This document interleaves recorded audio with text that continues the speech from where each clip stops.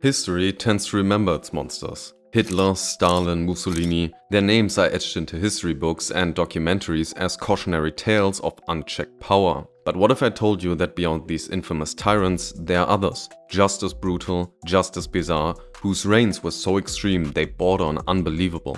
Dictators who crowned themselves emperors, who played love songs during public executions, who changed their physical appearance to satisfy their beauty standard. This is not a history lesson. This is a descent into delusion, power, and paranoia. These are the rulers who turned entire nations into personal playgrounds and nightmares for their people. And maybe you have never heard of them. Isayas Afewerki has been part of the Eritrean Liberation Front since 1966 and became its leader by 1970. He then defected and founded the Eritrean People's Liberation Front. By 1991, they won the 30-year-long war for independence and he became the elected president of the country of Eritrea. Later elections were postponed indefinitely, making him the de facto dictator of Eritrea until present day. He's also the chairman of the only party allowed to exist in the country, the People's Front for Democracy and Justice. And if a political party in a one-party system has that kind of name, you already know that they are crazy, left-wing authoritarians. The party is the successor to the Marxist-Leninist Eritrean People's Liberation Front and holds left-wing nationalist and totalitarian socialist positions, though I expect the Redditors in the comments to tell me that real socialism has never been tried. During his reign as a dictator of Eritrea, he not just indefinitely postponed elections in the early 2000s, but also outlawed independent media as well as all opposition, arresting about 10,000 people who would become political prisoners. There are claims of extreme human rights abuses in prisons, such as torture for punishment and coercion. He also supposedly created concentration and labor camps for his political opposition. Often those prisoners are taken without ever bringing any charges against them and holding them sometimes indefinitely.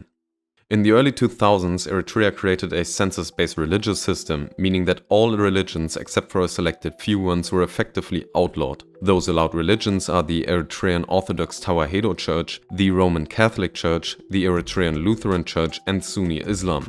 Believers of all other religions are persecuted and often had to flee the country. But particularly crazy is that all Eritreans must complete a mandatory national service, which is just a fancy way of saying slave labor. This service includes military and civil services. Every citizen of Eritrea has to, at least officially, serve 18 months of military and national services during their last year of secondary school. Now you might think mandatory military service of about 18 months, that's not that crazy. That used to exist in Germany as well until 2011. The problem in Eritrea is that this 18-month period is not being held up. Often people are conscribed indefinitely, and compared to all other forms of military service in Eritrea, this mandatory conscription is used to control the population, with Eritreans having to spend almost their entire working lives in military and civil services. The jobs they do could potentially be everything from teaching to construction and of course military services. Idi Amin was the dictator of Uganda from 1971 to 1979. Before he became dictator, he was not only a soldier, but also a boxer, being the country's champion from 1951 to 1960. In 1968, he became the Major General of the army, and in 1971 he launched a coup d'etat against the government while President Milton Obote was at a conference in Singapore. In the beginning, the coup d'etat actually didn't cost any lives, though that was about to change drastically. During his reign, 300 to 400,000 people will be killed by the government. Idi Amin's rule quickly spiraled into chaos, violence, and bizarre behavior. So, what makes him so incredibly crazy? Well, for starters, he called himself His Excellency President for Life Field Marshal Al-Haji Dr. Idi Amin Dada, VC DSO, Lord of all beasts on earth and fishes of the sea, and conqueror of the British Empire in Africa in general and Uganda in particular. Much like many dictators, Amin suffered from a good amount of paranoia, leading to the purge of thousands of political dissidents. Up to 400,000 Ugandans were slaughtered during his reign of power. He had torture rooms that were used to kill about 200,000 people, with groups of about 100 people being forced into one cell and often starving to death. A former staff member claimed that Amin kept a severed head and human organs in his fucking refrigerator. Human organs.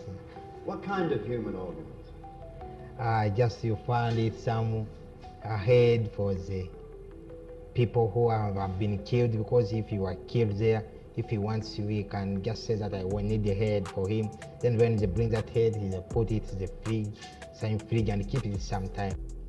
In 1976, Amin played a role in the hijacking of an Air France plane by Palestinian terrorists. They forced the plane to land in Entebbe in Uganda, where they were welcomed and supported by Amin.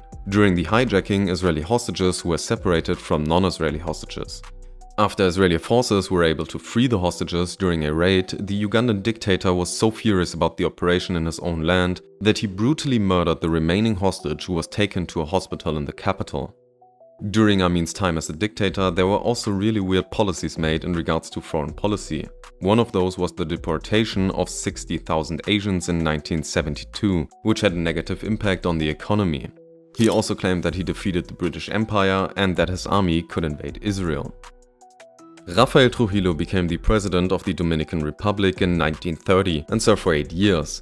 Then again he became president from 1942 to 1952, but after that he stayed being the de facto dictator of the country for a total of about 30 years, with presidents after him only serving as his puppets. Beginning his career much like a lot of dictators, he was a soldier and rose through the ranks. The country has always had revolutions, with 28 revolutions over a period of about 50 years. When Juan Rafael Estella started a revolution, Rafael Trujillo served as the head of police and brigadier general under the then president Bokassa. Trujillo made a deal with the leader of the revolution that he would be allowed to run for president once the revolution was completed, thereby betraying his president. The army under his leadership harassed his political opponents until most of them dropped out, and he became the president with 99% of the vote. A very unlikely high number, with even the US embassy saying that he received more votes than there had been voters. Trujillo wasn't just a brutal dictator, he was also absolutely obsessed with himself. In 1937, Trujillo ordered one of the worst ethnic massacres in the Americas. During the Parsley Massacre, Dominican soldiers executed between 12 and 30,000 Haitian immigrants. They identified the Haitians by making them say the word parsley, and if they pronounced it with a Haitian accent, they were executed. His economic policies show how much of a control freak he was. He nationalized big parts of the economy, and near the end of his reign, he owned the economy, amounting to about 1/3 of the country's GDP. He, like it is very common for dictators, was a paranoid control freak who eliminated, executed, tortured, and disappeared his political opponents. He even tried to have the president of Venezuela assassinated, for whom he developed an obsessive personal animosity. Trujillo first tried to use his influence to support Venezuelan exiles in their attempt to overthrow the government. This caused the Venezuelan president to publicly address Trujillo's attempts, which infuriated him so much that he finally ordered an assassination attempt, which was carried out with a car bomb, injuring the Venezuelan president. After that, the animosity against Trujillo by other states and within his own country rose drastically, and he was eventually killed himself. Interesting is also that Trujillo was extremely obsessed with his own personal appearance. He not only had the capital named after and erected statues of himself, but he also used a cream in an attempt to make his skin appear more white. This was done because it seemingly was seen as more beautiful.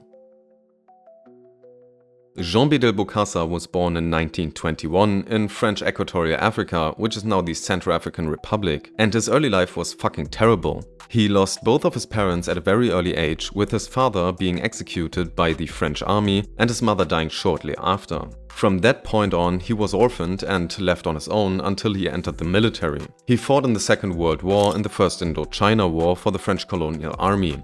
In 1960, the Central African Republic gained independence and Bokassa returned home, where he rose through the ranks, becoming head of the army under President David Dacko.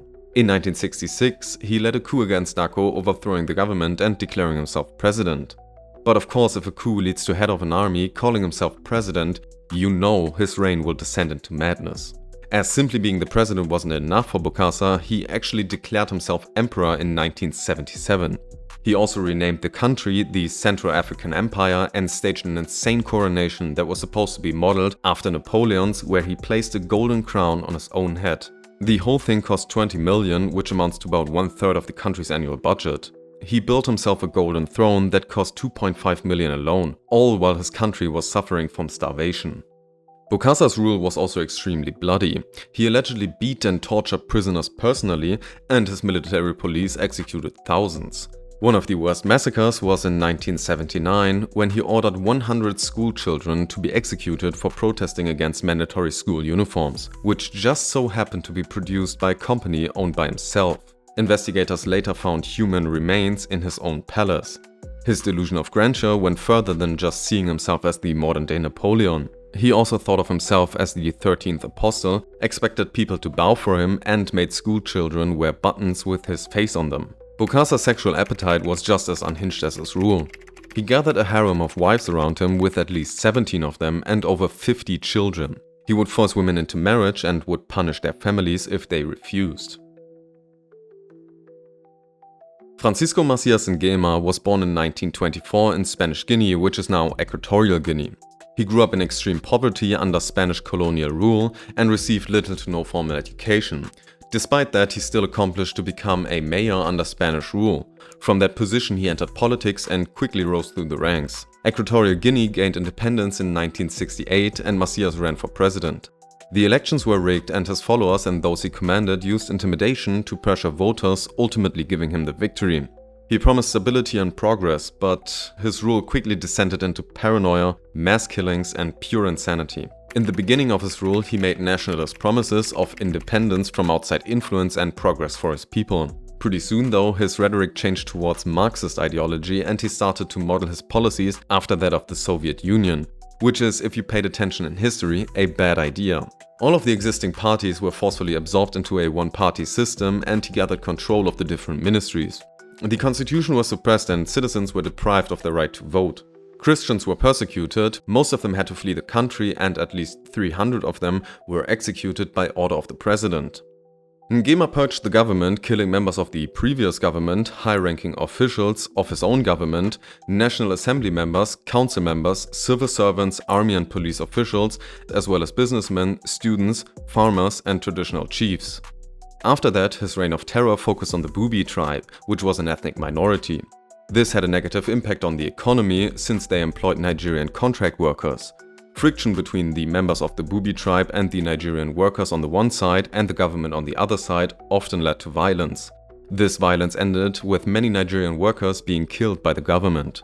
Because of that, the Nigerian government had to evacuate most of the about 40,000 Nigerian workers, dealing a heavy blow to the economy of Equatorial Guinea.